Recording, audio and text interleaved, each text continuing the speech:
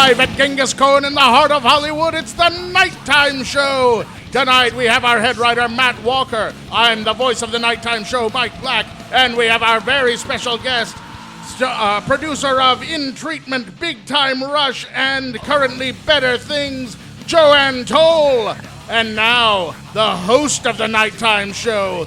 He's got more fire than Thor and Hulk combined. Put your hands together for Stephen Kramer Glickman! Oh, good afternoon. Did you just say he weighs more than Thor and Hulk combined? Oh, you know what? I didn't quite hear this. Yeah. Well, the audience can't see. They can't see, so you it's have better to you have to just believe. Visually. Believe! We have Joanne Toll here today. Very lovely, wonderful, wonderful lady. Thank you so much for being here. You're a terrific producer. An incredible line producer. You've worked on a ton of things. We got to work together. I believe you helped cut checks for me when I was so broke that I could barely pay my phone bill. Well, I signed them. You did, yeah. First season, like you literally had checks cut a week early for me so that I could. True? 100% true. Because I had zero money. And I was trying to get back and forth from I lived in. That was back in the old Alero day. Oh yeah, in the Alero days, yes. where I was driving. car. I was driving an Oldsmobile Alero. Yep. What color? It was white. Mike. White-ish.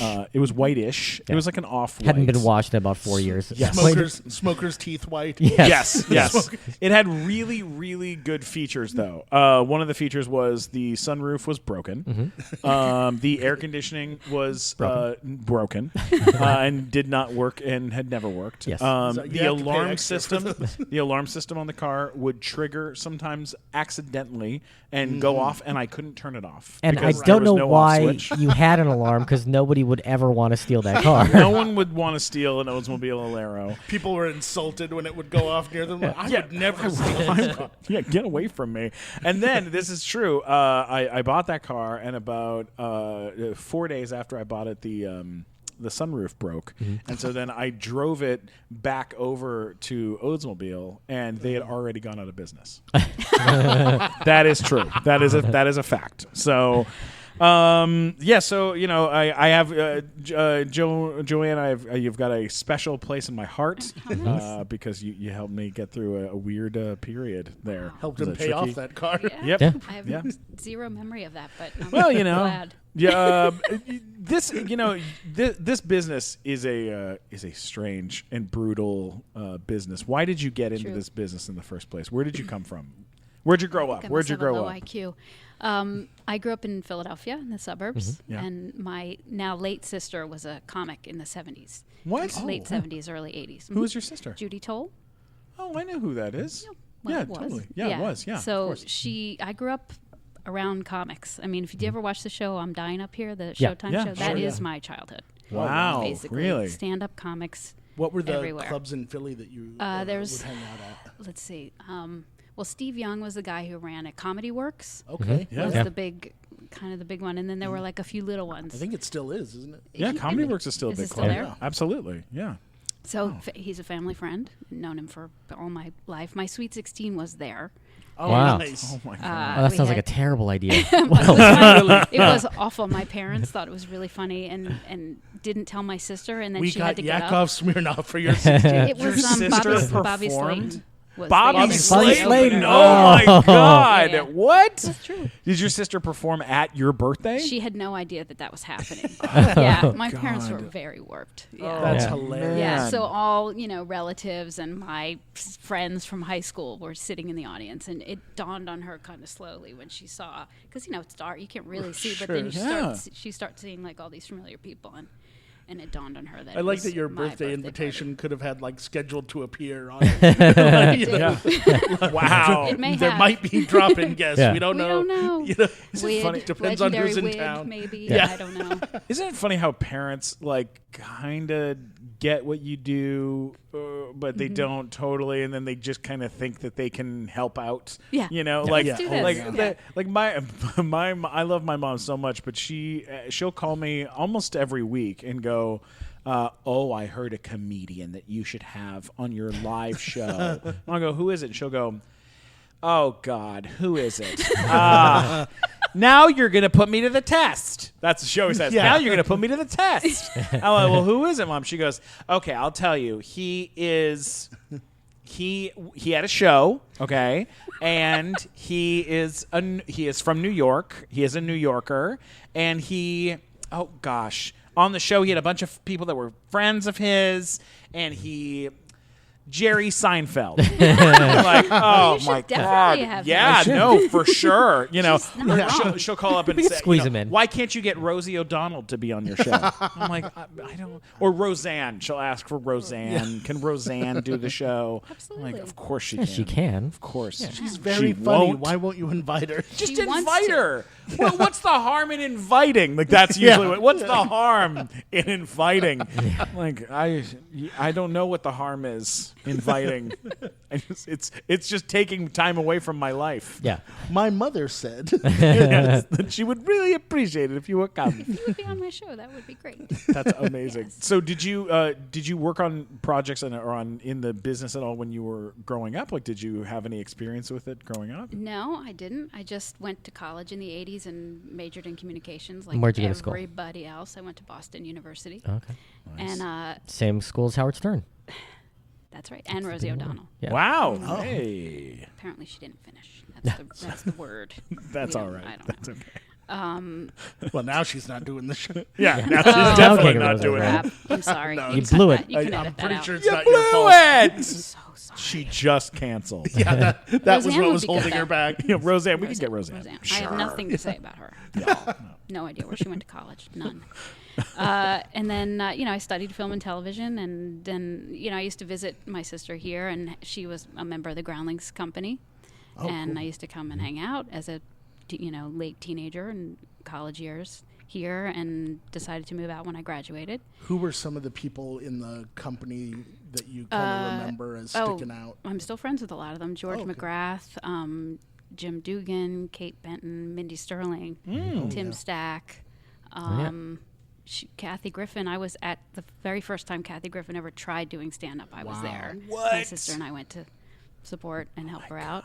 Amazing. She was like a young member of the Groundlings when my sister was in. Let's see. Who else was in the company? Doug Cox. Patrick Bristow was later. Oh, I think we know. He was like we know Sunday Patrick. Company. Yeah.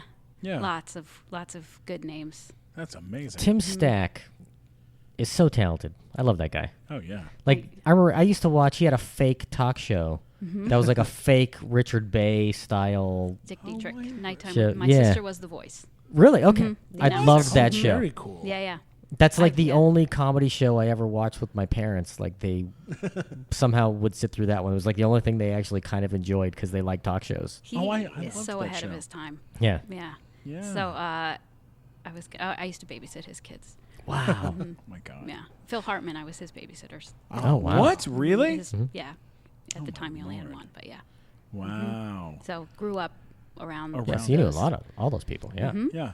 So, what was your first job in the industry? Like, what was your first working job? I PA'd. I used to work in music videos, and I moved my way up a little bit from PA to coordinator. I worked on all the New Kids on the Block videos. What? Really? That's hysterical. So you watch them hang tough live. Yeah. Yeah. Man, those bands really ruined my childhood. They ruined ruined my your teens. adulthood. They ruined my adulthood too. They really did though, because they said, like, as a little fat Jewish kid with a mullet in San Diego, there was nothing I could do. I couldn't be. I couldn't be any Walk of those around guys. in a white silk tuxedo with a rose. Yeah, and that sets such a standard. Like, ladies, all the girls at my school, they were all excited about the new kids. They couldn't care about the old fat kids. The kid, had your the day. worn out Hey, Pete. hypercolor shirt. Yeah, me wearing a hypercolor shirt going, hey, you guys want to come see me in the Music Man? Like, nope. I would kill Not for that. interested. They're I like- would have said yes in a Heartbeat. They're gonna go home and kiss their Jordan Knight poster instead Right. instead of Yeah. a picture of you wearing a Rude Dog shirt. Yeah. Oh my God, dude. You know me too well. Oh, yeah. I literally was wearing Rude Dog shirts. And As then was I. I made some bad choices, Joanne, because I Got into crime. Here's what happened was I started watching me and my two best friends at the time, David Hurley and Adam Hallam. The three of us would get together every week and we'd watch Parker Lewis Can't Lose. Oh, Okay. Tim Stack was on that show. He Yes. played the father. Yes, he was. Yeah, very talented.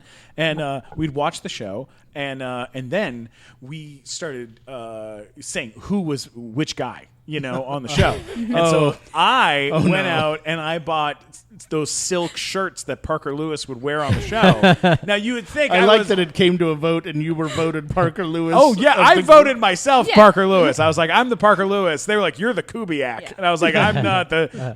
I was like, I'm the silk shirt You guy. campaigned hard. For I Parker campaigned Lewis. hard for Parker Lewis, and I went out and I got me some silk shirts and some big sunglasses, and I walked around. I even got my sister. I think I helped get my sister a Massimo hat so she could kind of look like his sister on the show. And I would walk around. We had watches. We would synchronize our watches together. So beautiful. No one gave a shit about us These are a or bunch of this show. weirdos. Like no You one had cared good about the taste. show. No one cared about us. That you had really good taste. That was an excellent, Yeah. excellent show that nobody. It was a good show. I loved that show. reminding other kids that you can't lose Yeah. in the And cafeteria then line. they're like, hey kids, don't forget, I can't lose. You're so much younger. You're so much younger than me. We played Bionic Did that Woman. loser Oh, just tell me that he can't lose? That's the saddest thing I've ever heard in my life. But my fourth grade friends and I played the Sweat Hogs. What? Oh. I'm so much. I'm so much That's older awesome. than you. It's yeah. Get out of here. That's my brother's age. That's not that much. We're from a Yeah. different generation. We used to play Greatest American Hero. Oh, that was Yeah. a good one. Oh, that's a Yeah. good one. Yeah. A lot of kids played that. Yeah. I played the man with two brains. I tried to convince one of my friends that we should play that, and neither of us knew what the hell we were doing at all. But Yeah. it was a very broad comedy. Very, Hey that's kids, let's all play Dr. Detroit. It was all like weird cable movies from the 80s that just didn't make sense to anyone. Highlander, let's all play Highlander. That kind of made sense. Yeah. It was- kind of works. Just whack it's each other in the face with sticks. It's basically really violent tag. That's Highlanders. Cutting each other's heads off to be immortal. Jeez. Oh my god. So your first jobs were working on as a PA on stuff like New Kids on the Block videos. But when did you make the move? Did you make the move up to TV or to film? I did some PA work on features. I did a feature called Chopper Chicks in Zombie Town, and another one that called is a Mutant feature. on the Bounty. Now, for our audience who is like trying to figure this out, like being a PA, that's like that's kind of like entry level Yes. job stuff for the It's- most part, yeah, right? you're just you're everybody's support. Whatever they need, Right. you go pick it up. You drive. Back in those days, we had to drive the sound and the film to the place where it got Oh, wow. developed, and whatever, that sort of thing. Or we had to do craft service, which now there's like a special person just for that. Right. This was all like small, Yeah. non-union stuff, so we Right, kind of had yeah. to do all of But that. good PAs can make the difference between a shoot going well or not going well. Absolutely 100%. invaluable. Like they're like one of the most important things on that set. Yep. Yeah. Yeah, the absolutely. PAs that work on the nighttime show live. Oh, we couldn't do the show We without couldn't them. do the show without them. No. Because they literally carry the entire set, the couch, the desk, everything, up down a flight of stairs in front of 200 people waiting to go in. They like move people out of the way, get it up onto the stage. Yeah. And then they move a giant couch onto the stage, and then they like set up our step and repeat and blow up all of our stuff and kind of give out things. I mean, it's the amount of work that these guys do in the 2 hours leading up to the What show. are our guys' names? I don't remember. I was going to ask you because I don't remember. But they're such gentlemen, too. They're like really nice guys. Shout they're out great to guys. whoever you are, both of you. You both mean the world to me. No, I know who And- it is. I know Take care who of it them. is. Take good But care they of them. they're really great, whoever they are. And they keep the morale up. Like it's funny. Like they'll have like a couch on their back, and they'll be like, "You doing okay?" And it's like, "I'm great. You just keep doing what you're doing. You're fine." We've turned our PAs into Sherpas. Is what we've done. Yeah, they really are. I'm gonna have to look it up because I just feel like the worst person. We have like boxes of donuts in the back, and they're like, "You think it'd be okay if I had me and him share a donut or something like that?" It's Like, like, please take as many as you want. Take them home. So, yeah, we'll save you a box. What the Just hell? be sure to get some before Robbie gets here. 'Cause Yeah. that'll Oh, be- Shane. It's Shane. Shane is the PA. Yeah. Shane, our good friend Shane. And then he always brings like some guy with him. let's I don't call know him- who the other. Let's call him Greg Terry. and Terry. Greg Terry and Greg. and Shane. Be But kind to them. Shane's Yes. the guy who's been around with us for the longest. Right. Yes. Yeah. Shane. I'm a terrible person. Shane's terrific. And but how often do you say his name? You usually I say. usually go, "Hey, yeah. do it! Get over here!" Usually it's a lot of that. His nickname is "You're fired." I think You're fired. Like, "You're fired. Come on, bring Do the this thing. again, you're fired. Don't touch my donuts." And then you wave a fist at him. That's usually how he knows to come over. Yeah, that's a hard job though, being a PA. That can be a hard gig. You have to Yeah. watch everybody and just like find stuff. What where can you fill in? What's the utility? You Yeah. know, what's needed, and just be there. Well, your first, Wait, did you say one of the movies was On the Bounty? Mutant on the Bounty. Oh, Mutant on the Bounty. That's a real fun spin on that concept. It's like a trauma That was film, or it was. That's Yeah. exactly right. Both of those films were trauma. yeah, because I Really? know Zombie Chicks in Choppertown was trauma. well, your first job as a line producer, it looks like your first line producer job was on the Nick Cannon show. And is that true? Yeah, I or guess so. You're Yeah, really that could going to be. skip over the whole trauma thing. You're not going skip to over talk trauma. to her It about was no, we Yeah, should talk we'll about talk about yeah, we toxic- trauma films. Please go, Like- please, I please. It's like maybe one of the most interesting Yeah, no. studios in the world. Yeah. Yeah, no, they're Yeah. they're amazing and terrifying. I think the Mutant on the Bounty was sold to them later because it was a guy that was directing it that had put up his own money, and I think it got. Sold like- They're to like- them they're like, later. "That's The us." guy. Enough that Yeah. And then the other one, I just came on as a PA. I don't. Yeah. It was really fun and weird and interesting. What were but like some of the fun things you saw, or costumes, or sets that were kind of like out there? It was out in the desert, and it was, and I was very young, and I had to stay in a hotel, like and share a room, and it was that kind of, Yeah. Yeah. I thought that this was the greatest thing, Right. Yeah. Oh, And yeah. everybody was complaining nonstop, and it was, Yeah. it was a difficult. It is kind of job. like, This in is a so way, funny. we all like come to LA to join the circus, and I can't imagine a more circusy environment Exactly. than on a trauma film. Yeah. that, Yeah. you know. I mean, it was, and I remember it being, we were all on one like outdoor kind of ghost town set, so there was a lot of camaraderie. Like everybody was. Kind Yeah. So of was there an out of actual town. mutant, like someone dressed as like a mutant? Well, that of was the some Chopper kind? Chicks one. Oh, okay. Yeah, sorry. The Chopper Chicks. Yeah, Yeah. Chopper Chicks was the one out in the desert. What and were the there was- Chopper Chicks like? Were they nice people? Were very nice, and there was one Vicky somebody, and she had been like a working actress in Vicki Lawrence. bigger, No. bigger settings. And I remember God, please. Why would I not own that movie if Vicki Lawrence was it the was star? weird. It was I'm the a first breakaway Chopper from Carol chick. Burnett. Yeah. Yeah, Right Mama after from Carol Mama's Burnett, you Family said, and- yeah. yeah. I don't have. Hard getting work right after Carol Burnett It's ends. rough. You gotta break away. All right, I'll do this movie. It's Vicky, fun. can you ride a Harley? Of course. Yes, I can. I promise. Yeah, I have Oh my god. very few memories of it, but just that. So now, That did happened. Mutant on the Bounty take place at sea? No, it was on on a a ship? spaceship. Oh, A spaceship. Of Okay. course. Yeah. Yeah. That There should have been filled in on its Yeah. own. And I loved it so much that I had the mutant mask in my house for a really long time. Oh, Wow. I nice. had What a did really it look good like? time. It was all. It had a phone, like the very first cell phone stuck in it, Oh, and cool. like eyeballs. I wish I still had it. What happened to it? I'm sure I threw it away.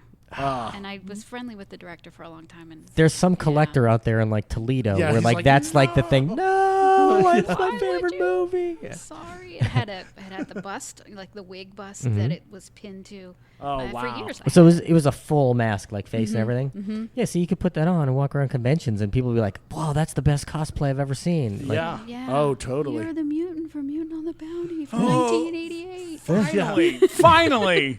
We're reunited. There is at least one guy at every convention that would be like, finally, someone. You know about the movie. Yeah. I love it. I love it. All right, so now we're jumping. Now we're Okay. jumping. Jump now? Line. You start line producing. Nick What's Cannon. what's the transition into line producing? Well, let's see. So I did. Tell people what line producing is. Okay. Do you want me to tell people? You tell Let me. me hear what you have to say. Here's what I think it is. Let's hear it. This I want to hear. Here's what I think it is. As far as I know, it's the person who decides how the budget is broken down and spent for a TV show or film, and it's like above the line and below the line, right? Basically, kind of. Well, above the line are people that are above my pay grade. Sure. Basically, those deals are made, outside by business affairs and lawyers and things like that. Right, but as far as hiring, like you tell them, you It's based. The way I describe it is, it's all of the non-creative logistical elements that go into creating a show or producing a show. So hire the staff and crew, look at the budget, kind of work it around depending on what the script is. Usually I'm handed a budget that is just kind of a template. So they don't look at the script and say, oh, you need this many locations. That's my job to kind of rework the budget and make sure that number is the right number, or if not, try and get more money. So now wait, when people say below the line and above the line, you're the line. That's I had never I'm known the that line. before. How about that? Very That's cool. In the term line producer. Yes, I know. I'm just that part I understood. Oh no, I was just clearing it up for those who didn't Well, I on don't the like you. internet. And Oh. Yeah. and For those on the internet. for those on the internet. Those on the internet who need to know. Just say it, Stephen. For the stupid. for the stupid For the people stupid. that don't know. I don't know. Nobody's Things. Saying stupid for on the the stupid, that kind of internet. crosses No. a line. That does cross a line. Crosses the line. I'm sorry. Oh wow! Really, Matt? Oh, I went there. Go home. The stupid really like that joke. I'll have you know. MattWalkerSucks.com. Yes. Remember, Just go to folks. mattwalkersucks.com. Say Yes. leave mean messages for him. Did you say you were going to say meanly leave messages? meanly leave mean messages. Nick Cannon show, is that the first line producing job? It may be. It may have been. There was a time in between where I was coordinating and like sort of non-union UPMing, and then I moved to HBO and I became an assistant and moved up and became kind of a junior executive at HBO for about 5 years. What did you work on at HBO? Mr. Show, Dennis Miller Live. Come all of on. the- Mr. Show. What? Wow. That's the But I greatest, was one of the greatest executive. shows ever. Mr. Show's the Yeah. greatest sketch show Still in the holds history up. of sketch Don't shows. make a hand motion. It was Still just holds an up. I executive. was just executive, and I didn't really do anything. Now, but, like, why is go to it? the So taping. cool. Here's a question though: why is it that HBO seemed to not even know that show existed? Is that That- you think? yeah. That's Oh, like the they thing, were like very much because in they love even with talk it. about how like it's not on HBO Go. Like David Cross has talked about this and like talk about like they had to fight to get DVDs released or like because it seemed like HBO just like forgot that show even existed at all. They're like even when the show was running, they're just like HBO like put no promotion behind it, anything like that. It was just sort of like a thing that they allowed to be on that they just pretended didn't really happen. I think they knew it was like culty kind of that it would find its own Yeah. It's its so own good. audience. I know. Yeah, And it's there's the still best. lines that go through my head. Oh yeah. Yeah. Yeah. Just the other day, I posted a clip because some of the HBO stuff you can't find clips on YouTube because they're very, quick to pull that off. But I did find the clip because somebody posted something about having a rap contest, and I posted a clip of Bob Odenkirk when he was like a rap a tap tap from the rap contest where it was, and then the Buddhist monk immolated himself, and it was very funny. Do you remember the one where he was on? It was a plane crash, and he's sitting in the the seats of the plane, and they find him as if he's been left, and he's eaten everybody on the Yes. plane, and he's gigantic. And then they're like, "Hey, did you get a haircut?" He's like, "Oh yeah, I just walked over into town and got a haircut, and came back to eat more people." Yeah. That's so much. I'll never forget that. I mean, What every other time I sh- see a corporate mascot, I think of Pit Pat. To this day. Yeah. Yeah. What other shows were happening at that time? So this was before Sex and the City and Sopranos. This was as those, like my last couple years, those were being developed. I worked on the pilot of Curb Your Enthusiasm. Wow. What? Really? That was the last. That was the What last did you one. do on? What did you do on that? What was that like? Just go to meetings and listen to Larry. talk, basically. Oh my God, that And must have been insane. there Was that was one incredibly meeting- funny?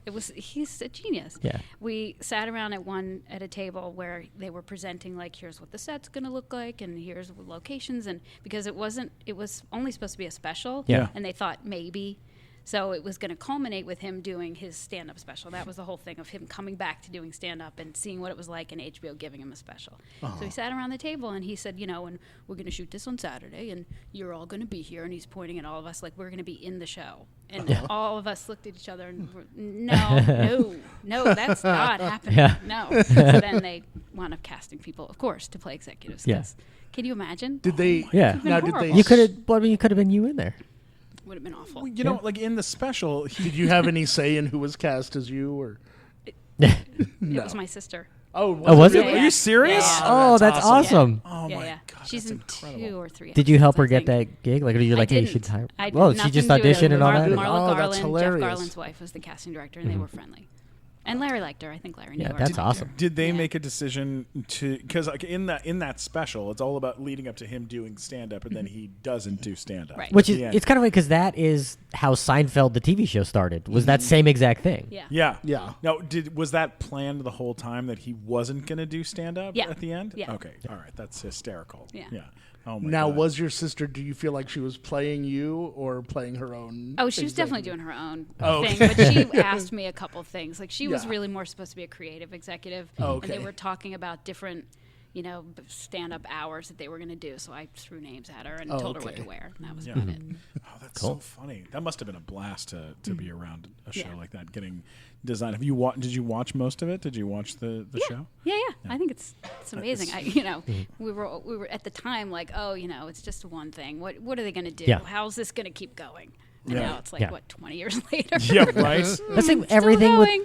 with Larry David. You always hear about how like on Seinfeld, it's like they did the first 4 episodes or whatever, and he's like, "That's it, out of stories. I don't know, I can't do this anymore. I'm done. I quit." I'm And done. they're like, "Oh, you got 8 more," and he's like, "Okay, did 8 more." Like, "That's it. I'm done. Out of ideas. Got nothing left." Like every season, they would finish up with like, "I got nothing left. I don't know what we're gonna do. The show's over." Yeah, it's so funny is that like there's been a couple HBO shows where I literally changed my life to match the TV schedule because I don't want to miss the episode before when it comes out. Boardwalk Empire was that for my girlfriend and me, where we literally watched every single episode together every single time it aired. And then Curb Your Enthusiasm, Mike came over for the first episode of this new season, Yeah. and I like tried to get my girlfriend in, and she stood there. She wouldn't sit. She just stood in the room and watched the TV, and then went, "This is what you want to watch.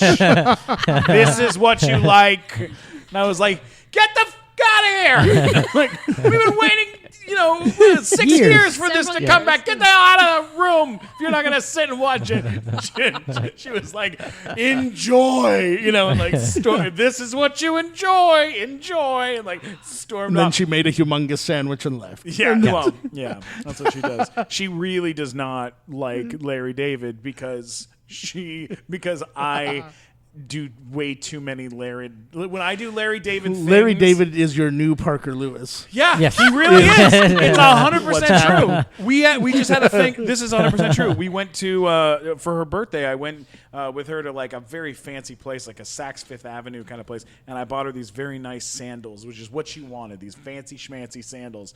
And so she puts on the sandals and she goes for a walk to like walk around to go test them out. And I take I say to the guy in the store, I go, hey, here's my credit card. Take the box. Go pay for these right now. And then here's what you do. Come back. Once she comes back, she's going to go, "Where's the box at?" And then come back and go, "Oh, sorry, miss. These are already sold. Someone just bought them. Okay? Just go do that." And he goes, "All right." So he Wait, goes off. Why would you think this is a good idea? I just thought it was funny. It's like a funny thing to do. let's So then hear how it she ends. comes walking back. And she goes, "Where's the box?" I go, "I don't know. The guy came and took it. So how do you like them?" She goes, "Oh, they fit great. They feel perfect." And the guy comes back over and he goes, "I'm so sorry, miss, but someone has purchased these sandals while you were out walking around on them." And I go, "What the hell what's the matter with you? And I start yelling at the guy in the store. What kind of person sells shoes while they're on a woman's feet? What are you, nuts? And I just started yelling at the guy. And then right away she realized it was just that we were just doing a joke. And the guy was like, I'm sorry, sir. I'm sorry. And he was like trying to act. And it was so funny. And she was like, you couldn't just get them. You had to make it like a thing. You had do to a like, bit. You got to do a bit. You got to do a bit for it. What It's I was too much expecting fun. is that the guy just burst into tears. Yeah. Yelling at him. You told me to do this. His manager comes over, fires him. How dare you upset this customer? Yeah. You're fired. You're fired, sir. You're fired. Get I out. thought she was going to come back and say she doesn't want them. Yeah, Yeah. that'd be even worse. Oh, that would have been worse. That Wait, would I have need been to talk to terrible. her. This is how to counterbalance. This is how yeah. to counteract. No, she's comedy gold. She literally will say to me at times, "Please turn the neb down just a little bit." She goes, "Too nebbishy today. Yeah. Turn it down." Hey, man, this is such a fun podcast. You know who I'm missing though? I miss Mike Glazer. I wish Mike Glazer was around. Yeah. Oh my God! Look at that. There he is. He's coming in the door right now. Mike Glazer. Hey, can I come up? Hey, holy cow. Whoa, Mike, Whoa. what's going on? How you doing? I was in the desert and I saw an oasis or something. There was a huge bottle of Fireball, and so I just dragged it back here. Whoa, look how big that That's bottle enormous. of Fireball is. Yeah, I feel like you could swim in it if you don't want to drink it. Yeah, it's absolutely enormous, man. I mean, I can't believe that you found that out in the middle of the desert. Yeah. Well, hey, let's all have some of that Fireball whiskey. Thank goodness. Man, Fireball whiskey, it makes everything better. Even Almost dying in the desert. almost dying. Yeah, but it was worth it. I mean, this is going to taste great. Yeah. Yeah, cinnamon whiskey, it makes you feel good even when you're almost about to die in the desert. Yeah. All right, let's get back to the show. Nick Cannon. Yes. What- Poor Nick Cannon. I'm sorry to keep jumping at Nick Cannon, but he's a fascinating and Cannon bizarre is quite a character segue. Yeah. who also, incidentally, is, I believe, still the president of Teen Nick. Is he No. still? Or This is before all of that, I would think. This he is- was barely, oh, yeah. he was 21. He was vice Yeah. president. well, he's a right? fascinating, bizarre character who married Mariah Carey. He's all over the place. What was he like to work with back He then? was very professional. Yeah. He was really young, and he knew, this was a big break for him, and he took full, healthy advantage of it. Not, Yeah. he didn't take advantage of anybody. He was very serious and very dedicated, and he really wanted to do a good job. No, And was he that did. show on MTV? Nick No, it was on Cannon's show? Nickelodeon. Nickelodeon. Oh, okay. show. Yeah, I think I was on the second season. I think it had already had a season before. So how do you do because you're setting up the budget for this show at that point? Mm-hmm. How do you decide okay, so what do we need to spend money on? Like on a show like that, Mm-hmm. there's a live studio audience for that. Is that how it went for that one or no? No, I'm thinking of the newer we did ones. sketches. Oh, I think it sketches, was okay. all- yeah. So like would they come to you and be like, we need a giant hot dog costume. How much can we spend on it? Like is that kind of how it would go? Or? Yes, I mean every department has their budget, and each individual episode, costumes is higher in one, or art department is higher in another. It just, it's kind of a floating. Well, you produced number. the first season or first 2 seasons of Big Time Rush? Just the first. Just the first season. Mm-hmm. Now, do you do that? Have you done that a lot with TV shows where you'll do the first season and then you just bounce and go off and go work on another show? Not on purpose. No, no, purpose. That one was. That one was on purpose. You were like, I gotta get out. No, I had another job offer, and Yeah. we didn't know that the second season was going to get picked up at the time, so I accepted the other offer, which was Enlightened on HBO. Okay, well that's a serious show. I mean, in comparison, for God's sake. Fun. We But had a big time rush. walk me through you getting hired onto Big Time Rush and what you did to kind of make things work. Like how did that work? So you got hired by Scott or by the Well, Kieran by the Fisher is an old friend and mentor of mine, and I've known her for years, and she brought me in to meet Scott. I think there was a pilot that was done before Yeah. my time, Yeah. and then somebody got recast. Yeah, Kendall. Right? Yeah, Kendall. So got we it. knew we had to shoot the pilot again. Basically, with Nickelodeon, they just hand you the budget and say, make this number work. Yeah. So that's what we. And this was a endeavored to high do. budget show for Nickelodeon. I think it was at the time. Yeah. It wasn't. What were the? Do you remember any idea of what it was per episode on a show like that? I don't even think it was $1 million an episode. I think it was, what would now be not not very big $1 numbers. million. Yes, but the way that they do it at Nickelodeon is, or at least they did at the time, was every episode was one big pot of money, and you just sort of divided. Whereas most shows have a pattern budget. This is what you're supposed to hit every episode. Oh, okay. So it was structured a little different. Now, was it different because this shot at Paramount versus Nick Studios? Like, is there stuff they have at Nick Studios that they usually reuse for all their shows that you didn't have access to? I don't. No, that show wouldn't have worked at Nickelodeon Studios because we had to build the whole pool thing. Yeah. We actually dug that pool into the floor at a studio. Then they at filled it Paramount. in and dug it And again. then dug it again. How weird is that? After my time, I was like, what is wrong with you? We set it up so that they could just cover it. And Yeah. Yeah. Not the. Yeah. That's. Yeah. Yeah. Tricky. I'm not gonna say anything mean. Disney used to sell original art in their Disneyland gift shop for 10 cents a piece. So Yeah. Did they really? big studios make big mistakes. Yeah. Totally. What were your first impressions of the people that you worked with on that show? I mean, had you worked with Scott Fellows before? I never worked with Scott Fellows before. I think everybody was new. I think that was maybe one of my first Nickelodeon shows, if not the first. Yeah. I think. I guess Nick Cannon was Nick first, Cannon, but that was sure. several years before that. Yeah. Scott is crazy. Scott is he's a handful. Yeah.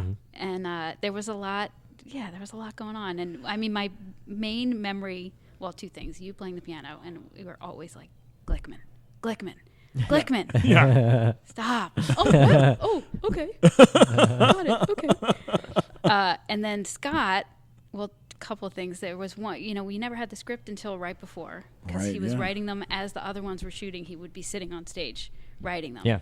And we would say, Scott, what's happening next week? I don't know, but you got to get a skunk. Okay, something like that. We would never know exactly what was happening. You're kind of like the concierge of the show. Yes, And that that's a he's really like good coming to way you of- and he's like, I need like this. And you're like, well, I guess I got to figure out, I got to get a skunk guy now. I don't know. Yeah. Would you have to negotiate, like, if they wanted someone like, like Russell Brand, when they got Russell Brand, or like Snoop Dogg or something like that? Was that something that you would have to deal with casting? Like, would you have to figure out how much, especially because like those budgets weren't enormous, No. so those guys were getting paid kind of whatever. They probably weren't getting paid a lot, or as little as they could possibly. Geraldine Flood could possibly pay them, or she would come to me and say, how much can I spend? We would look at the rest of the characters of that particular episode and see where there was any flexibility, guest stars and things like that. Well, were you there when we did the Christmas special with Snoop Dogg? No, that was after my time. That was after your time. We had Fabio, Right. Yeah. Okay. and not that many guest stars in the first season. First that I season? can remember. Yeah. It was really all about you guys. Yeah. And the pool and the hockey. Blew and all the budget on Fabio. Did you? Yeah. Oh, sure. That was a lot. What about the Were there, did you have to, is there a lot of expenses involved? Because like say Ciara was young at the time, so she had the tutor and all that kind of stuff. If you're doing a show that involves young people, like, does that come out of the budget of the show? Like Yeah. having the tutors and all that? Okay. Yeah, and they can only work limited hours depending on their age. If you're from 9 to 15 years old, you can work 9.5 hours, and 3 of those hours have to be spent doing school, and it has to be in 20-minute chunks. Yeah. So the schedule has to really work around kids. Yeah. You know. And that's why they often cast, like on Big Time Rush, they cast guys who were 18 or older so they could just work them whenever. Yep, Yeah. Sierra was our only minor on that show. That's right. Yeah. And she wasn't from LA, so she had to go to school full time. As if a kid was local, they would go to their school on the days they weren't working. Oh, okay. But because Right. she didn't live here 5 Yeah, days because a she's from week, Kentucky. that's Yeah. my same thing on Better Things. Neither of the two girls lives here, so we have a studio teacher 5 days a week for them. Mike, did Wow. you have a question? Well, I wanted to circle back to Fabio because I remember you telling me a story. Please. And I don't know if you've shared this on the air yet, the story about his shoes. Shoes. Do you recall this? No, please tell. Please. You told me this and it burned into my brain where you said it might have been the first time you met him or maybe the second time. You admired the shoes that he had on, and you're a bit of a shoe collector yourself. And then you noticed the next day he had an equally spectacular pair of shoes. And you said, you really have great shoes. And he said, Steven, do you know how many shoes I have? No. I have over 400 pair of shoes. What? Why? Well, Stephen, you don't want someone to run into you a second time and think, oh, this man only has one pair of shoes. Do you remember this Yeah, now? sure. That yeah. sounds like Fabio. That sounds about right. And you told me, you're like, what happened in his life that someone, like, when he was younger, ran into him and was like, you only have one pair of shoes. It's true. That totally makes sense. That sounds like him. Yeah, I remember the first time I met Fabio was when he started talking all about how the world was run by a secret group of people and the Bilderberg Group, and they run the entire world. And he was like, I was like, oh, Fabio's a conspiracy nut. I had no idea. I was like, oh, okay. Did you The Rothschilds. He was big into the Rothschilds. big into the Rothschilds. Don't bring them up to Fabio. He'll go on for hours. Yeah, he'll talk for a long time about that. Good what to know. What about you? Did you have any conversations with him? Anything weird? I don't remember ever. I think I actively avoided going to set during those couple of days. I'll tell you another story real quick. Fabio said we were at a dinner party, and he said, "Hey, Steven, you see that woman over there?" And I go, "Yeah, that's Vanna White." And he goes, "Yeah, tonight I'm going to make love to her." And I was like, "No, you're not." And he was like, "Yeah, tonight going to have sex with her." And I was like, "No, Fabio, you won't because she's married, you know." And he was like, "Just watch and wait and see. Watch and wait and see. I promise." That's not the expression, Fabio. Yeah, exactly. Watch and wait and see. Watch and wait and see. You see, wait and watch, and you will see, wait and watch. Watch and wait. You'll see. 2 hours later, she gets up. She goes, "Well, this was so much fun. Thanks, everyone. Are you ready?" And Fabio goes, "Yep." Gets up with her to go walk out, and then he turns to me and he goes, "I'm about to turn her vowels into letters." And then walked out. I'm like, that's not a phrase either. Anyways. All right, we got to talk about better things. Yes. I've watched every episode of the show. Every episode. I love the show. Produced by Louis C.K. as well, right? Yep. As well as you. And Pam Adlon. Pamela Adlon. Who's involved in everything Louis C.K. makes. Yeah. Seems like. Yeah. Well, he Because has she a was couple shows. Lucky Louis, That's how they then met. Louis, Then Louis. and now this. And And now like she's this. just like, it's like she must be his favorite actress at this point. She did. Is she in his new movie? Yes. She Yeah, is, see, she's in the actually. movie. Yeah. I think she Are is. they Yeah. close friends? Are they Yeah. like best friends? I don't know about best friends, but they're collaborators. They're Yeah. creative collaborators. They're both great. Yeah. They So, are, and yeah. they wrote the second season. They wrote every single script together. Wow. Just the two of them. Do you have to work closely with Louis? Do you see him around? I don't see him much because he doesn't live here. So Yeah. he'll drop in. I met with him last week or 2 weeks ago. He was here because we're getting started on season 3. And then he'll come to set, maybe 2 or 3 times during the season. At least that's how it was last season. Yeah. Next season could be a different thing. He was prepping his movie Yeah. last season, so it's possible that he was just busy. But I know they're on the phone a lot, and they collaborate. Well, I want to ask about her as well because I'm a huge fan of her. But what's he like to work with as a producer? Great. He's knows exactly what he wants to do, and gets it. He asks for what he needs, goes, and if it's something he changes his mind or whatever, still figures it out, works within the time frame given. Very responsible. He's good. He's solid. And by the way, he's a really remarkably talented. handsome man. He really Very is. good looking. Oh, you're just saying that because Wait a minute. you kind of look like a skinnier version of him. So. I might be just saying that because of that, but yes. That's amazing. What about Pam? What's that relationship and like working with her? Because she's insanely talented. She's another handful in the best way possible. Yeah. Yeah, she does everything. She directed every single episode. Oh, She's wow. in 90% of the scenes.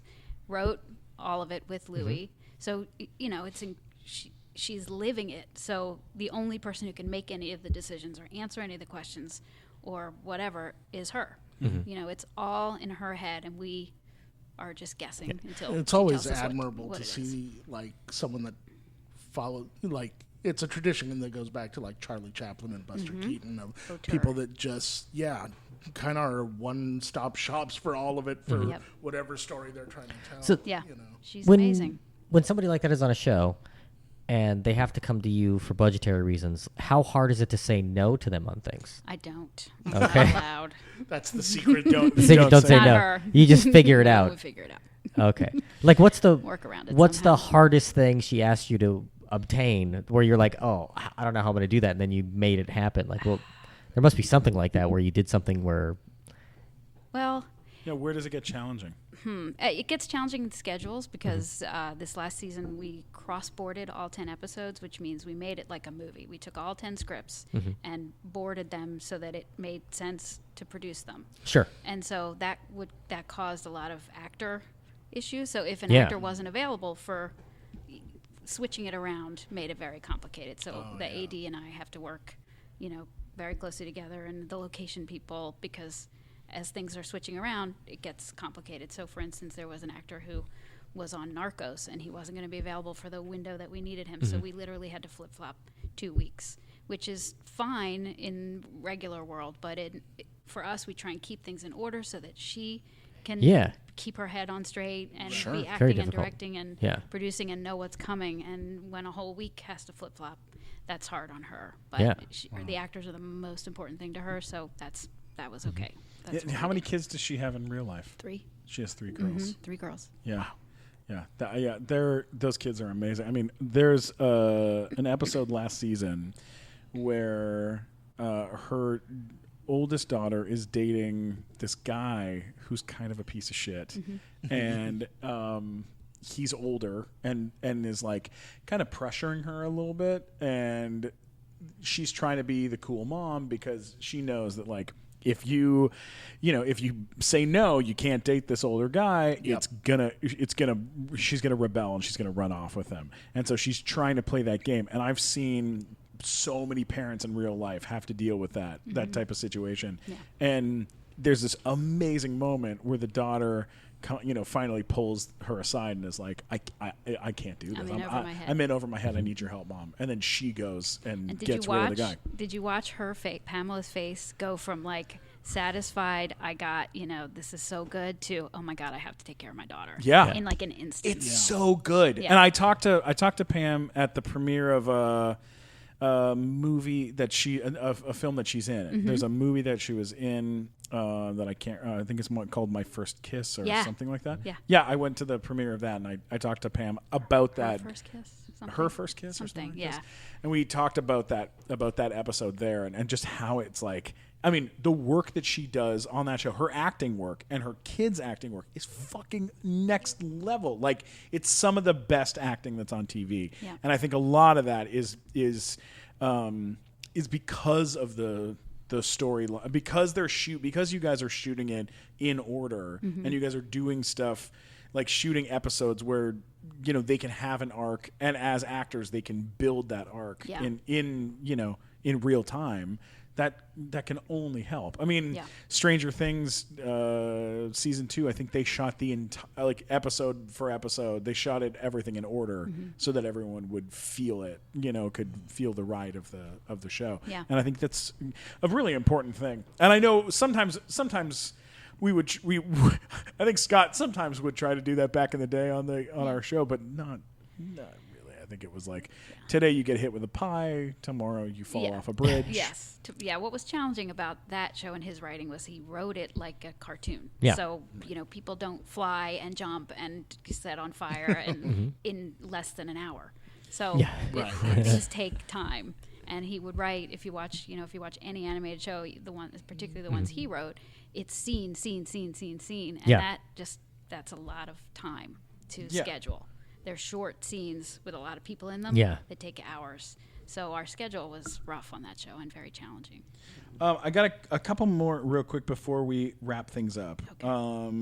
Atypical, a terrific show on Netflix. Yay. Make sure to check it out. It's a super great show. Everybody involved in that. Keir Gilchrist and Jennifer Jason Leigh and my God, I love her. Michael that must have been Michael Rappaport. Yeah. Amazing. That must have been incredible. Yeah.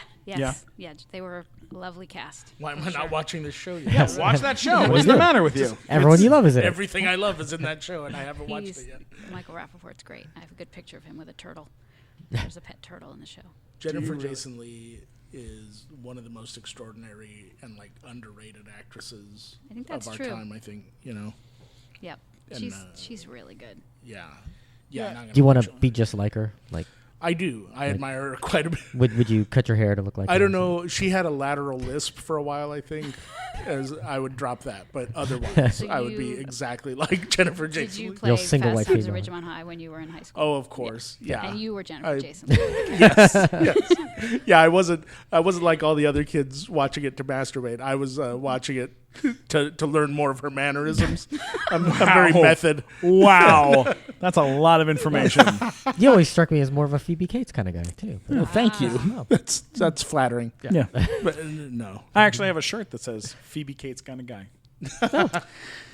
That is not true. There is a. I wanted to have like a picture of Kevin Kline under it. Just Yeah.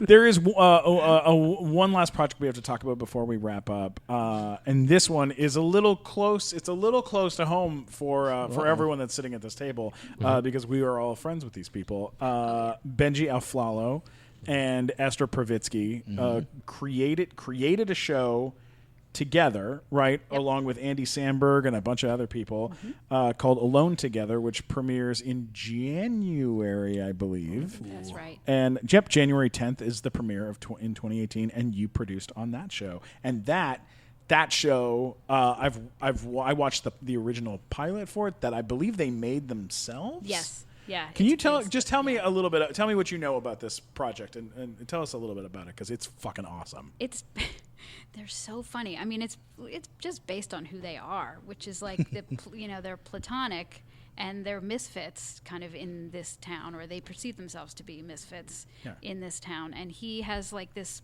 super successful brother who's made money, and he lives with the brother. I'm not sure if that's real or not. I can't remember, but at least in the show.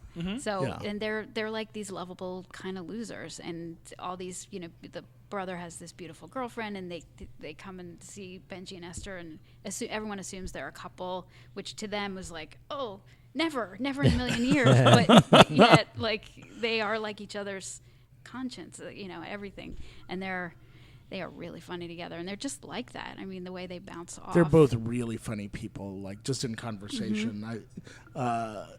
There are a few people like hanging out at the Comedy Store. There are a few people that you're excited to talk to, and a few people that you actively avoid, and they're the ones that you're like happy to talk to every time you talk to them. At the Comedy Store, there's a few people you're excited to talk to, and almost everyone else you want to actively avoid. Absolutely. It's an 85% ratio of people that I actively avoid. But it's like people like that where like I don't have $1. Leave me alone. Right. There's like a lot people of like that though. You're like, if you looked at a lineup of like who is performing at the Comedy Store on like a regular night, right? You'd be like, oh, Sebastian's gonna get a series, sure, or like maybe a Todd Glass or a Sarah Silverman or one of these. Right.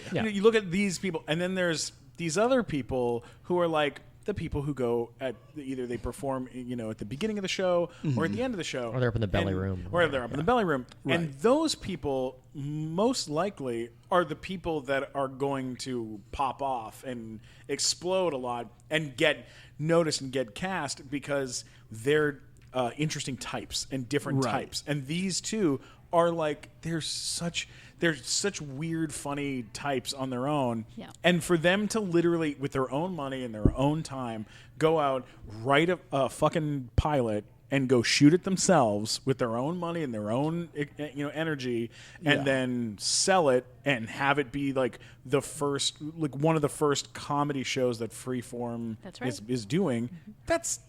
That's insane. Yeah. It's insane. Like, it was a 1 in a bajillion shot that something like that could happen, and that's amazing. And I'm very happy for them. Oh God, they're so funny. And Is exactly ABC Family became Freeform? That's what That's ABC right. Family became. Yeah, and Freeform's been like, they did the Eliza Schlesinger talk show. They've like tried. They've been throwing things at the wall. That's the one that Eliza wrote all about how it deserved an Emmy, right? I don't know if that's. Yeah, that's the one. Is that the one? Yeah. Well, He's lots not of tweets. asking, he's telling. He's telling. Yeah. I know. A lot of people campaign for Emmys, Matt. It's Look, it's not just one lady. one person. All right. It was just especially funny in that case. That's all I'm saying. All right. I love you, Eliza. Can I tell you one thing about Benji? Yes, One please. hilarious memory, and he'll kill me when he hears this. Sure. So the brother's house is supposed to be a really nice house, and they're gonna have a party there, and we're gonna shoot there for 3 days out of the 5. So it was a big, important location, and presuming the pilot gets picked up, you're gonna build it. So you have to be very careful. So we looked at a few houses, and he really liked this one house up in Hollywood Hills, and it was very difficult logistically for production. It was like on a cul-de-sac. We couldn't get any trucks up there, but okay, if you like this house, you like this house. And we walk in, he's like, no, I really love this house. And then he's like, are there cats? Do you have cats? And the woman's like, yeah, we have 2 cats, but they cannot be here when you're shooting. And he's like, I'm very allergic to cats. I don't. So we didn't shoot at that house because of the cats. My God. That's amazing. I love him. He's so really funny. do. What was Esther like? She's great. Have you seen her on Crazy Ex-Girlfriend? Yeah. Oh my God, Yeah. she's Yeah. a genius. She's very funny. Yes, no, I enjoy her. Mike, what were you going to say? I'm sorry. I was just going to tell you a story. He used to work the phones at the Comedy Store when you would call in and do avails. And I would forget to call in. And so he would call me and go, Mike, are you available this week? And I was like, That's unheard yeah, of. that's so nice of you to do. And he was like, yeah, but we don't have a lot of fat, bald guys right now. So I was like, so I'm gonna put you Yes. on. And I was love like, thanks, it. Benji. Oh my God! Oh, here's an Esther one. Please. We order lunch in the office like during pre-production, or whatever. And my favorite place is called Chop Stop, where you make your own salad. And I walked in, I was like, "We're gonna go to Chop Stop," and she said, "I don't eat budget salads." I don't even know what that means, but it was so mean, right? That is the meanest thing. I don't eat budget One salads. time, me and Mike were sitting at the ArcLight, and I had just worked with Dole, the fruit company, and the salad company, and they gave me a coupon for a free salad. You could just get a free salad at the grocery store. And so I go, hey, and I was giving them out to my friends and stuff. I go, hey, Mike, you'll love this, and I give it to him, and he takes it and he looks at it, holds it up in the air, and then tears it up into a bunch of little pieces, and then sprinkles it on me. And I go, what the fuck is that about? And he goes, what? And I go, that was a free salad. It's a coupon for a free salad at Ralph's. And he goes, what did you say? I said, have we met? Yeah. I was like, look at me. Talking about. What am I going to do with a free salad? You asshole. And like other people were like overhearing and Yeah, they were like, what? Why It is was he so mean? Why is he so mean to that guy about salads? There goes the Dole sponsorship. Yeah, there we go. Well, we Yeah. got to wrap this thing up. Okay, Joanne, where can people find you in the world? If they want to follow you. What's your address? Yeah, what's your moment? Do you have any social? Do you have any social media at all? Just the Facebook. Yeah, the Facebook. Yeah, Well, I'm very old. well, Something. people should be watching Better Things, watch Better which Things. airs Thursday nights at 10 on FX. Awesome. And I think there's 2 more left of the season. The last one that was on, my son was in as the bar mitzvah boy. What? And we recreated his bar mitzvah at the place where we threw it. No way. Yeah. Wow. And he Oh is my mortified by it. But I it was love great. it. He did a really good job. I can't wait to watch. it, guys. Mike, what about you? Where can people find you? I am at Mike Black Attack on all social media. That is right. If you like Do not toys, send me salad coupons. do not send him salad coupons. And if you're a big toy fan, you got to check out his Instagram. It's like a lesson. It's like Very like a nerdy stuff. Yeah, a lot it's of a- really geeky, nerdy. It's like taking a sci-fi class comic book in sci-fi comic book stuff by looking through your Instagram. Yeah. You learn a lot. There's a lot of good stuff on there. What about you, Matt? Where can people find you? You can find links to everything at funnymatt.com, or if you have any objections to the things I said, please let me know at mattwalkersucks.com. Oh, yeah. You can always get me at Stephen Glickman, Stephen Glickman, on Twitter, Instagram, and YouTube. Don't forget to subscribe to the Nighttime Show podcast. Leave messages and comments and share. We love you guys. Thanks for listening. Peace.